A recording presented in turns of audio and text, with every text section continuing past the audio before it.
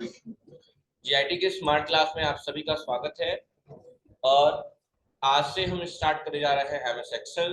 कल की क्लास में एमएस एक्सेल का आपको इंट्रो मिल चुका है और आज से हम पहली टॉपिक पढ़ेंगे जिसका नाम है स्टूडेंट लिस्ट। क्या नाम है? Student list. विंडो के साथ आर करेंगे और यहाँ टाइप करेंगे EXCEL। और आज जो काम करेगा उस शीट को हम सेव करेंगे और पर डे आज से लेके जब तक एक्सेल चलेगा तब तक सारा काम इसी शीट में हमें करना है। ठीक है, ये आपका ब्लैंक वर्कबुक है। अभी आप देख सकते हैं इसका बुक फाइल टाइप नेम क्या दिखा रहा है, बुक 1, क्योंकि हमने अभी तक इसको कोई नाम नहीं दिया है। ठीक है, लेकिन जैसे ही नाम दे देंगे वो उस नाम से सेव हो जाएगा। चलिए, आपको पता ही है एक्सेल आपको सीट जो बोलते हैं, सीट जो होते हैं बहुत सारे छोटे छोटे सेल से मिलकर बने होते हैं। ठीक है, लाखों करोड़ों सेल से मिलकर बने होते हैं। और इसमें रो की संख्या कितनी होती है? 10,48,576। और कॉलम की संख्या कितनी होती है? XFD कितनी होती है? XFD अगर नंबर में रिप्रेजेंट करें तो 16,384। ये बातें सब कल हो चुकी है। तो आज सबसे पहले हमें हेडिंग बनाना है। हेडिंग बनाने के लिए हमने क्या किया, 4-5 सेल को ऐसे पकड़ लिया और यहाँ पकड़ने के बाद से, ये तरीका बहुत ज्यादा वो नहीं है, थोड़ा सा awkward लगेगा आपको, लेकिन इससे बाद जो हम पढ़ेंगे अगली टॉपिक मार्कशीट वाली, उसमें मैं दूसरा तरीका बताऊंगा हेडिंग बनाने का। लेकिन आज इसी को आजमाइए आप। तो दो की क्या किया मैंने, हम सेल को सिलेक्ट कर लिए। सेल को सिलेक्ट करने के बाद से हमने यहाँ पे एक हेडिंग बना दिया। इस पे एक ऑप्शन लिया हुआ है, क्या लिखा हुआ है? मर्ज एंड सेंटर। ये बताइए, जितना हमने सिलेक्ट किया है उसमें एक ही सेल है कि बहुत सारे सेल है? बहुत सारे सेल है। तो अगर बहुत सारे सेल को सिलेक्ट करने के बाद अगर हम मर्ज पे क्लिक करते हैं तो सारे सेल आपस में मिल जाते हैं। तो अगर आपस में सारे सेल मिल जाएंगे तो कितने सेल बन जाएंगे? एक सेल बन जाएगा, समझ गए ना? अगर सब आपस में मिल जाए तो कितने बन जाएंगे? एक बन जाएंगे। देखिए, एक सेल बन गया, सारा लाइन खत्म हो गया। हाँ, बस इसमें अब एक हेडिंग बना देंगे, किस नाम से? स्टूडेंट लिस्ट के, बस इतना ही करना है। और बाहर क्लिक करेंगे, फिर स्टूडेंट लिस्ट सिलेक्ट करेंगे, इसको कर लेंगे बोल्ड। क्या कर लेंगे? और साइज को कर देंगे इंक्रीज। देख रहे हैं? कलर चेंज करना है, कलर चेंज कर लीजिए। इसमें कोई कलर फिल करना है, कलर फिल कर लीजिए। देख रहे हैं ना? और फिल करने के बाद बस इतना है। ये मेन टॉपिक है आपका। आप भी आज हेडिंग बना लीजिए, यही मेन टॉपिक है आपका, स्टूडेंट लिस्ट। अब इसको पहले हम पहले ही सेव कर लेते हैं ताकि लोकेशन मिल जाए। देखिएगा, हम फाइल पे आए, सेव पे क्लिक किए और ब्राउज कर लीजिए कहाँ सेव करना है। तो लोकेशन में हमने ले लिया D drive. D drive, D drive में देखो बाय डिफॉल्ट कर रहा है बुक वन नाम से, लेकिन हम बुक वन नाम से सेव नहीं करेंगे। हमने लिख दिया 7.4 AM। इसका फोन आ रहा है क्या मेरे यार? हेलो, गुड मॉर्निंग सर जी। जी सर, अच्छा चल रहा है फर्स्ट डे। जी जी, हाँ हाँ, जी जी, ठीक ठीक ठीक, ठीक है ठीक, ठीक है, जा रहा है। एक मिनट आप लोग हल्ला मत करिएगा। एक बार फिर से देख लिया आप लोग, हमने क्या किया, विंडो के साथ आर किया और यहाँ क्या टाइप किए हैं? एक्सेल। एक्सेल अपना ओपन हुआ। अब यहाँ ब्लैंक वर्कबुक पे हम क्लिक किए हैं और जो आज की पहली टॉपिक है वही हमने नोट किया। तो हमने क्या किया, बहुत सारे सेल यहाँ पे सिलेक्ट कर लिया। अब सिलेक्ट को सिलेक्ट करने के बाद से हमने कहाँ क्लिक कर दिया? मर्ज एंड सेंटर पे। मर्ज एंड सेंटर पे क्लिक करने से क्या होता है कि जितनी भी सेल है, क्योंकि इसमें एक ही सेल नहीं है ना, बहुत सारे सेल है, ये सारे सेल आपस में मर्ज हो जाते हैं। मर्ज होंगे तो एक सेल बन जाएगा और एक सेल में हमने हेडिंग बना दिया, किस नाम से? Student list. ये आपकी मेन हेडिंग है, मतलब टॉपिक है आपका। बाहर क्लिक किए, क्योंकि इसमें क्लिक किए तो उस टाइम तो बोल्ड वाला ऑप्शन हाईलाइट नहीं होता है, डबल क्लिक किए रहते हैं तो देखो उस टाइम आप कोई चीज काम नहीं कर पाते, इसको सिलेक्ट नहीं कर पाते, हाईलाइट कर पाएंगे, कलर कर पाएंगे। तो ऐसे कंडीशन में आप इसको सिलेक्ट करिए, सिर्फ बोल्ड कर लीजिए, साइज को यहाँ से इंक्रीज कर लीजिए। इंक्रीज करने के बाद यहाँ से कलर चेंज कर लीजिए और यहाँ से कलर कर लीजिए जो कलर रखना है, ठीक है। और मैंने क्या कहा, ये करने के बाद से आप इसको क्या करिएगा, सेव करिएगा। सेव करने का बहुत सारा तरीका है, कंट्रोल एस दबा दीजिए, इसको बोलते हैं सेव स्निप। देखो इस पर भी क्लिक करेंगे तो भी यही ऑप्शन आएगा, और फाइल पे क्लिक करेंगे तो भी यही ऑप्शन आएगा। सेव कर लीजिए, जहां भी सेव करना है तो ब्राउज करके कहाँ सेव कर लेते हैं, डी ड्राइव में, क्योंकि ताकि सिस्टम फॉर्मेट हो तो हमारा डाटा सेफ रहे। और फाइल का नाम बाय डिफॉल्ट बुक वन आता है, क्योंकि मैंने बताया था कि एक्सेल का फाइल टाइप नेम कैसा होता है, बुक वन होता है।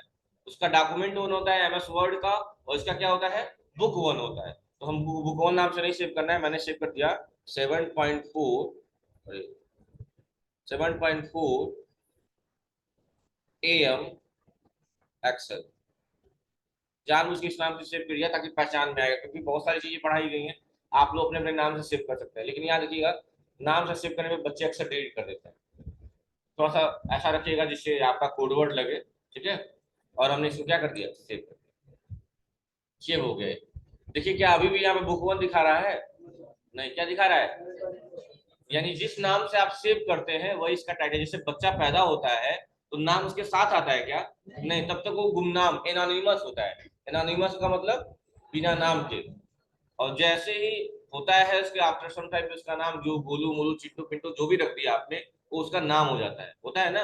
वैसे ही file by default book one थी जब तक हमने इसका नाम नहीं दिया था। देखिए जैसे हमने नाम दिया, इसको एक टाइटल मिल गया। टाइटल क्या मिला, जिस नाम से आपने फाइल सेव किया, 7.4 AM एक्सेल, ठीक है। तो मेन आपका हेडिंग क्या है, स्टूडेंट लिस्ट। उसके बाद हेडिंग क्या बनाना है इसमें देखिएगा ध्यान से, SR नंबर। SR नंबर तो मतलब सीरियल नंबर। टैब दबाएंगे। टैब का इस्तेमाल अभी तक आप ज्यादा स्पेस के लिए करते थे, लेकिन पहले ही बता चुका हूँ टैब बटन का यूज और भी है। एक सेल से दूसरे सेल में जाने के लिए भी टैब का इस्तेमाल किया जाता है। टैब दबा के यहाँ पे बनाया हमने student list, student name, short form में स्टडी नेम भी लिख सकते हैं, या पूरा लिख लीजिए स्टूडेंट नेम। अब ये बताइए, बहुत कॉमन चीजें हैं, हम जहां लिखते हैं वो कॉलम उसे हाईलाइट हो जाता है, वो रो। कौन सा कॉलम हाईलाइट हुआ है, कौन सा रो हाईलाइट हुआ है, 7, यानी कि आप B7 में है। लेकिन अगर ध्यान से देखें तो ऐसा महसूस हो रहा है कि हमने स्टूडेंट नेम लिखा है तो नेम वाला पोर्शन C में चला गया, बट ऐसा कुछ नहीं है। सच्चाई में ऐसा कुछ नहीं है, प्रूव कर लेते हैं। हम कहीं बाहर क्लिक किए और फिर यहीं पे क्लिक किए, किसमें, B7 में। देखिए फार्मूला बार में नाम दिखा रहा है, क्या दिखा रहा है, यानी स्टूडेंट नेम अलग सेल में नहीं है, इसी सेल में।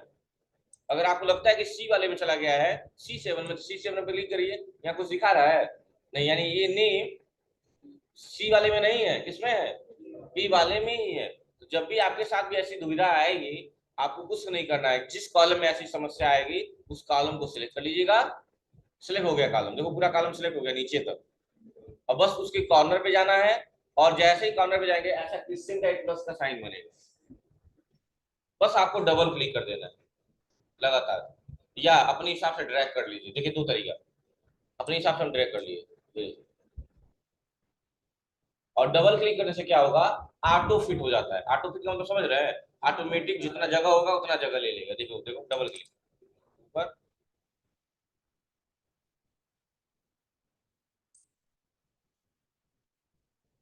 ये ज्यादा बेहतर होता है डबल क्लिक, ठीक है।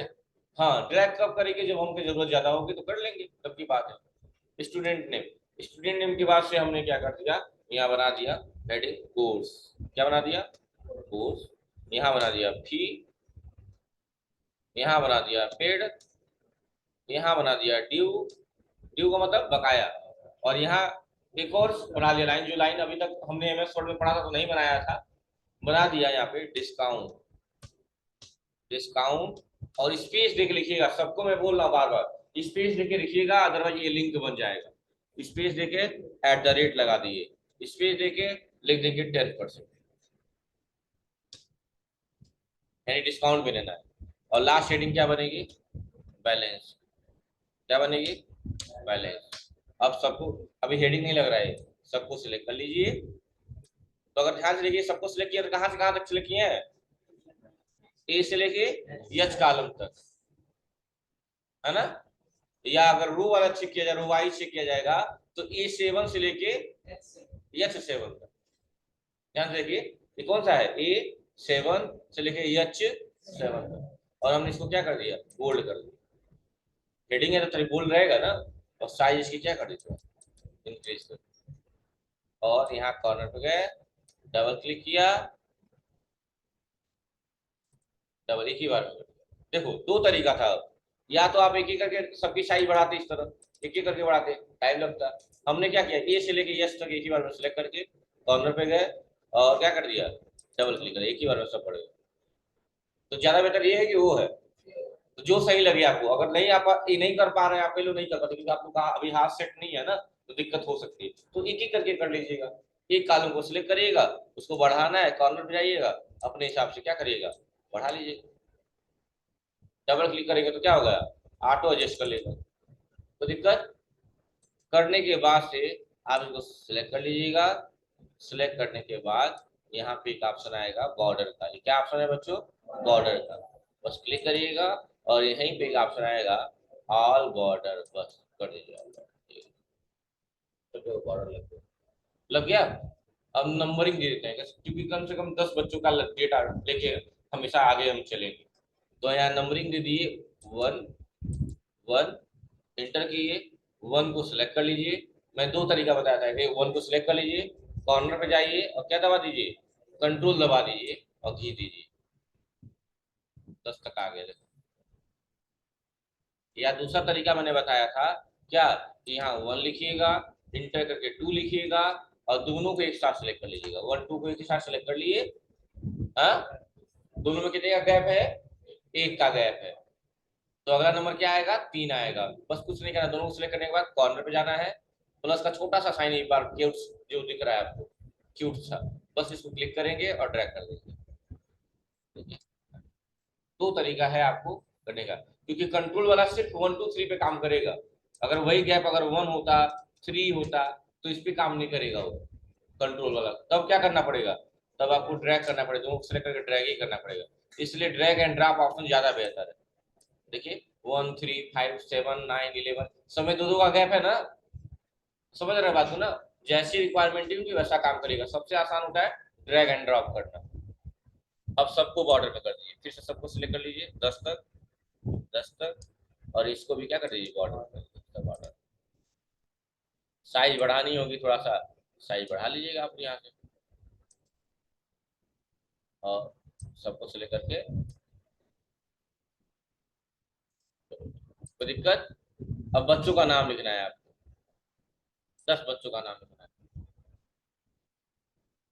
चलो बताओ दो, बोलो नाम बोलो, 10 लोग कम से कम। हाँ, Shantanu, TNU, Shantanu. Next, Priyanshu. Next, Amit. Next, हाँ, ईशान, ईशान। नेक्स्ट, विजय। हाँ, अभय। हाँ, रितेश। हाँ, और समीर,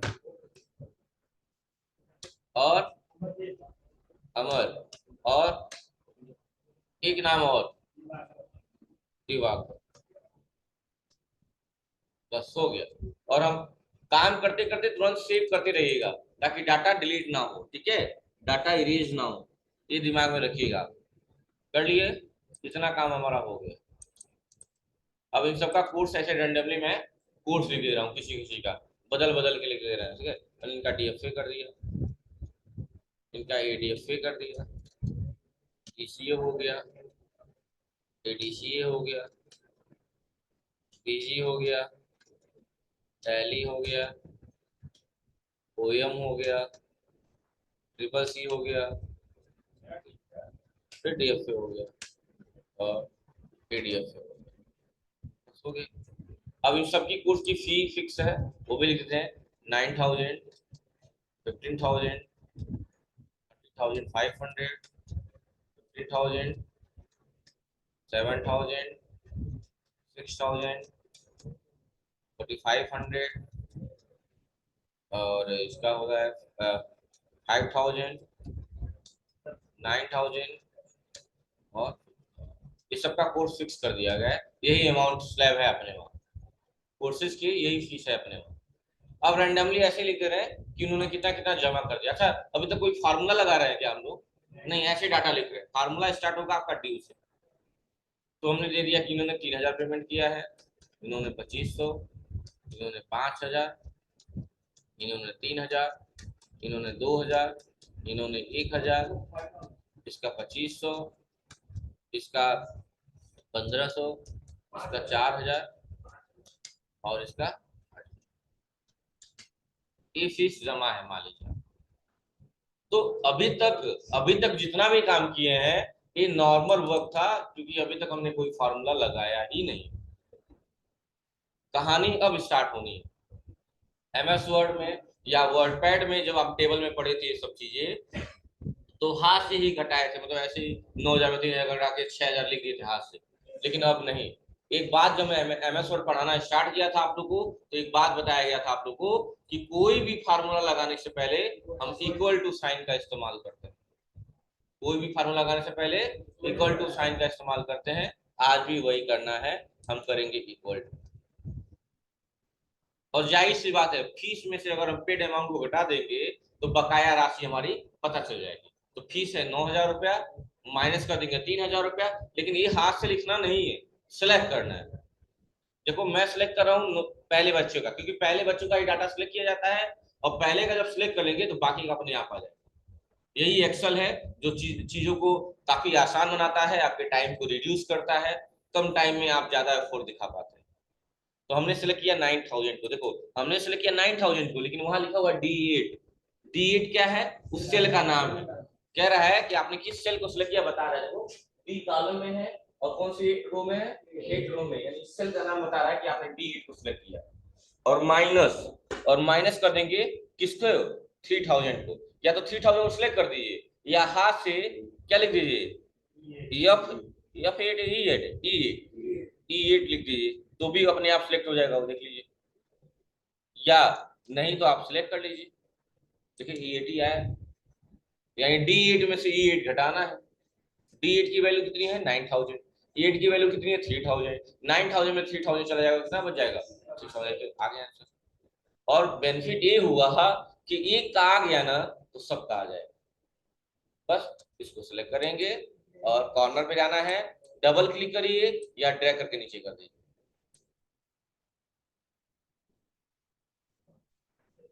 अब सोच रहे होंगे सर बीच में हैज हैज आ गया क्यों? तो याद रखिए और लिख लीजिए कि किसी भी सेल में अगर हैज हैज हैज हैज आ रहा है तो उस सेल में कोई प्रॉब्लम नहीं है, स्पेस की कमी है।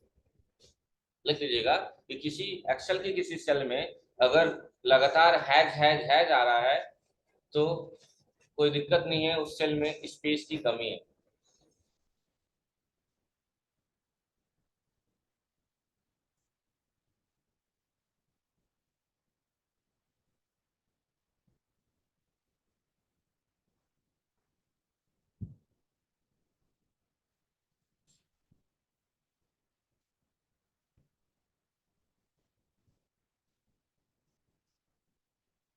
यानी ये कमी दूर कैसे होगी? तो स्पेस को मेंटेन करना पड़ेगा। स्पेस को मेंटेन करने के लिए कहाँ जाना है? जिस कॉलम में प्रॉब्लम है उस कॉलम में जाना होगा। किस कॉलम में प्रॉब्लम है? किस कॉलम में प्रॉब्लम है? एफ कॉलम में। तो एफ कॉलम को सिलेक्ट करिए। क्वेश्चन ये भी पूछा जाता है कि क्या हम किसी कॉलम के नेम पे अगर क्लिक करते हैं तो क्या पूरा कॉलम सिलेक्ट हो जाता है? हाँ हो जाता है। देखो मैं एफ पे क्लिक कर रहा हूँ तो पूरा कॉलम सिलेक्ट हो गया, मैं जी पे क्लिक कर रहा हूँ तो पूरा कॉलम सिलेक्ट हो गया। हुआ है कि नहीं हुआ है? तो एफ पे क्लिक करना है, कॉर्नर में डबल क्लिक। देखिए कोई दिक्कत नहीं थी, बस वही स्पेस की कमी थी और कोई दिक्कत नहीं। तो दिक्कत है यहाँ तक? फार्मूला यही लगा। अच्छा, इसका बेनिफिट क्या हुआ फार्मूला लगाने का? मान लीजिए शांतु ने 3,000 पहले जमा किया था, 1,500 आज और आज लाके जमा कर दिया, यानी अब इसकी फीस कितनी हो गई? 4,500 रुपये जमा हो गए। तो यहाँ लिख दिया 4,500 रुपये। और जैसे ही इंटर मारेंगे तो 6,000 वाला अमाउंट घटना चाहिए। देखिए घट गया। 9,000 में 4500 जमा, 45,000 4500 बाकी। कम हुआ कि नहीं हुआ? यही फार्मूला का एग्जैक्ट मतलब होता है कि अगर हम किसी वैल्यू को चेंज कर रहे हैं तो आपका टोटल वैल्यू इफेक्ट चेंज होना चाहिए। तो देखो 4500 हमने किया है तो ड्यू अमाउंट भी कम हो गया है, और पेड अमाउंट को बढ़ाएंगे ड्यू अमाउंट और कम हो जाएगा, फीस को बढ़ाएंगे तो भी ड्यू अमाउंट पे इफेक्ट पड़ेगा, सब पड़ेगा।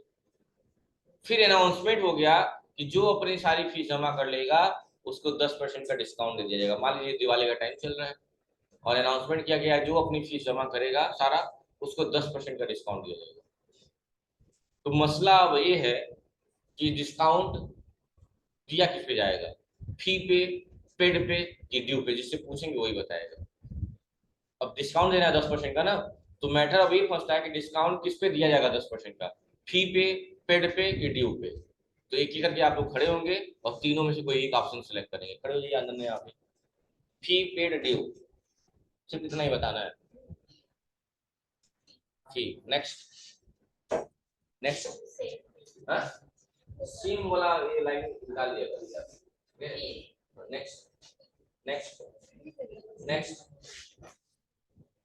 सोच लो ना। Next, next, next, next, next, next,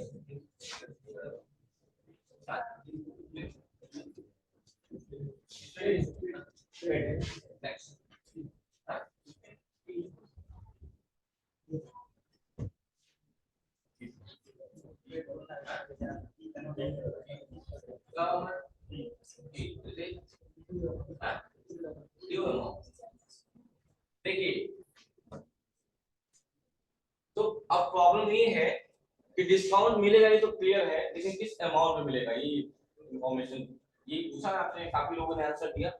तो पहली बात, एक चीज तो मैं ऐसे एलिमिनेट कर रहा हूँ, एक ऑप्शन कि पेड पे तो कभी डिस्काउंट मिलेगा, एक ऑप्शन तो एलिमिनेट कर दिया जो सबसे रॉन्ग था प्रियांशु।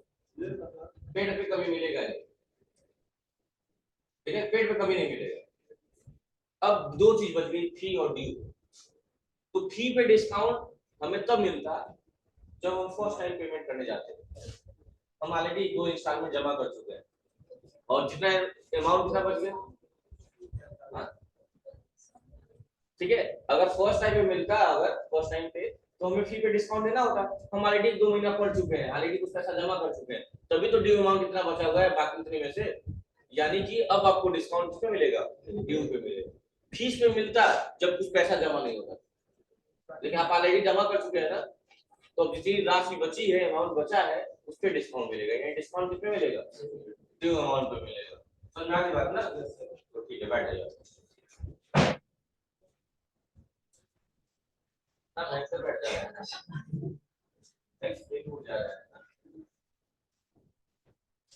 तो डिस्काउंट कितने मिलेगा, डिस्काउंट निकालना तो आप लोग जानते हो, नहीं जानते हैं? कौन नहीं बताया? नोटियो में है ना आप लोग? तो डिस्काउंट निकालने का तरीका होता है कि जो अमाउंट है उसमें रेट से मल्टीप्लाई किया जाता है और 100 से डिवाइड, ये फार्मूला होता है डिस्काउंट। अब बताइए अमाउंट कितना, पहले वाला का ही देख लिया जाए, बात देखिए कितना अमाउंट है। अब इतना ड्यू पे निकलेगा आपकी तरह से, वो 9000। 9000 तब होगा ना जब फीस रहती है, जमा नहीं हुआ होता। हाँ भाई, किसी ने समझा है। और रेट कितना दिया हुआ बच्चों, 10%। रेट कितना दिया हुआ है, रेट 9000, सामान खरीद रही है। 10% रेट का मतलब दर होता है ना? 10%, परसेंट का मतलब नीचे बटे में 100 है। अब 2 जीरो से 2 जीरो क्या हो जाएगा, चलो 45 इंटू 10 कितना हो जाएगा, 450 हो जाएगा। यानी कि 4500 में से 450 रुपया का क्या निकल जाएगा। जरूरी नहीं है 10 ही होगा, अगर 5 होता तो यहाँ पे 10 नहीं रहता, यहाँ 5 लिखते, 2 होता तो 2 लिखते, 15 होता 15 लिखते, 20 होता तो 20 लिखते। यही इक्वेशन है, ये लिख लीजिएगा आपको। यही होता है डिस्काउंट निकालने का तरीका। लेकिन मैं फार्मूला लिखवाऊंगा अभी, ठीक है? तो जी नहीं आ रही।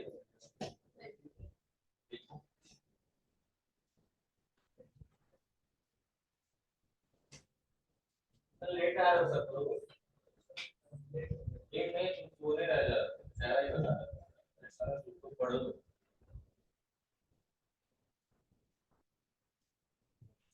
गाँव में कहावत लोग कहते हैं जो सोया सो खोया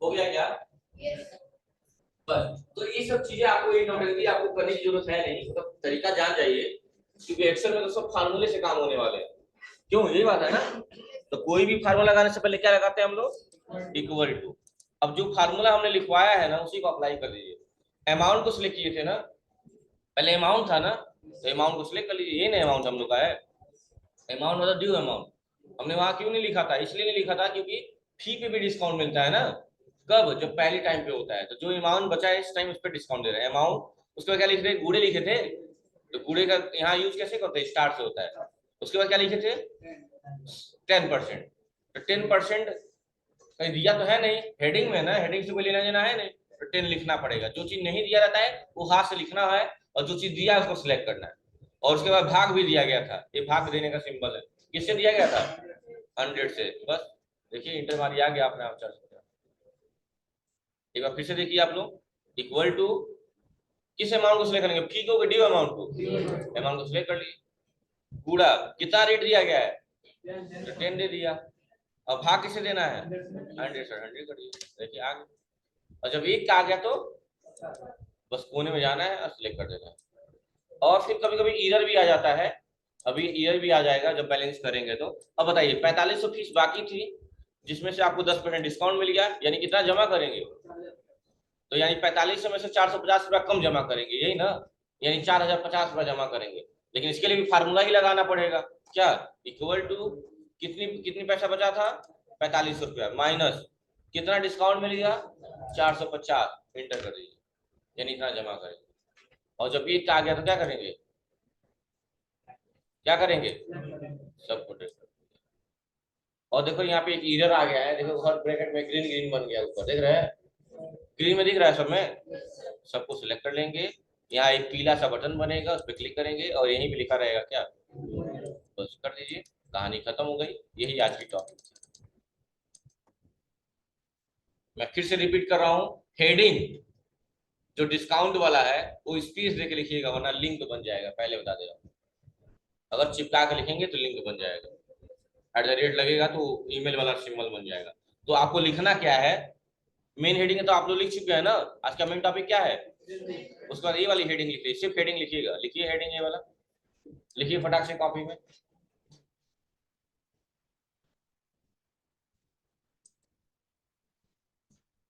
कॉन्सेप्चुअल चीजें लिखिए तो आप लोग नंबर लिख लेंगे हाथ से और ड्रैग करके नाम लिख लेंगे कोर्स लिख लेंगे फी लिख लेंगे पेड भी लिख लेंगे फार्मूला कहाँ से लगा है ड्यू से तो ड्यू से अब लिखना स्टार्ट के नीचे एक हेडिंग ऐसे बनाएंगे देखिए कैसे एक हेडिंग बनाएंगे क्या ड्यू क्या नहीं बनाएंगे ड्यू और ड्यू निकालने के लिए हमने क्या किया है इक्वल टू लगाया है इक्वल टू लगाया ना लिखिए मत अभी पहले देखिए सर इक्वल टू लगाया है अब इसको सिलेक्ट किए थे फी को किस फी को फी अमाउंट को पहले वाले बातें फी अमाउंट को और माइनस कर दिए सिलेक्ट पेड ना धीरे लिख रहा है पेड है बस में क्या दबा दिए इंटर दबा दिए तो क्या आ गया रिजल्ट आ गया देख लीजिए ड्यू का ड्यू का लिख लीजिए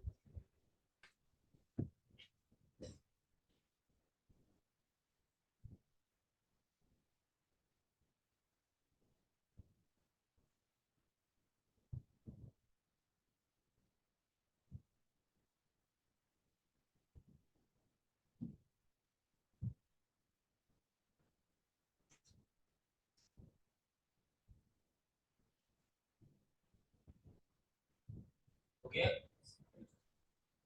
अगला हेडिंग क्या है डिस्काउंट है बेटा इसको अगला हेडिंग क्या है डिस्काउंट है तो क्या हेडिंग बनाएंगे यहाँ पे डिस्काउंट डिस्काउंट निकालने के लिए तरीका क्या है क्या किए हम लोग इक्वल टू सेलेक्ट किए, एसीएल से सेलेक्ट हो जाएगा, समझ रहे हैं ना आप लोग। सेलेक्ट किए इसको, ड्यू, ये बहुत भयंकर लिख रहा है, ड्यू अमाउंट को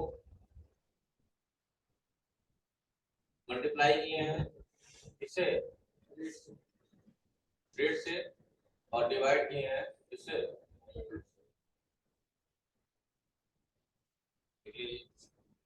डिस्काउंट का लिखा है। सेम से नहीं, मतलब यहाँ पे जो भी रेट रहेगा, रेट भी लिख सकते हैं, आप ऐसे भी लिख सकते हैं, equal to select amount, due amount इसलिए क्योंकि ड्यू वाली बात आ गई थी, नहीं तो फी को सिलेक्ट किया होता। तो सिर्फ select amount star rate divide by, ये भी एक फार्मूला सही रहेगा, दोनों फार्मूला आप देख सकते हैं।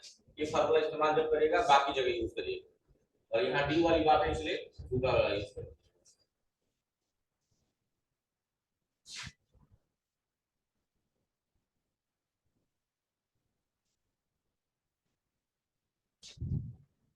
ठीक है, और लास्ट क्या है हेडिंग बाबू, बैलेंस। इसके लिए कुछ लिखना है नहीं, क्या हेडिंग बना लीजिए बैलेंस, और क्या लिखेंगे, इक्वल टू सेलेक्ट क्या, due amount minus select discount amount.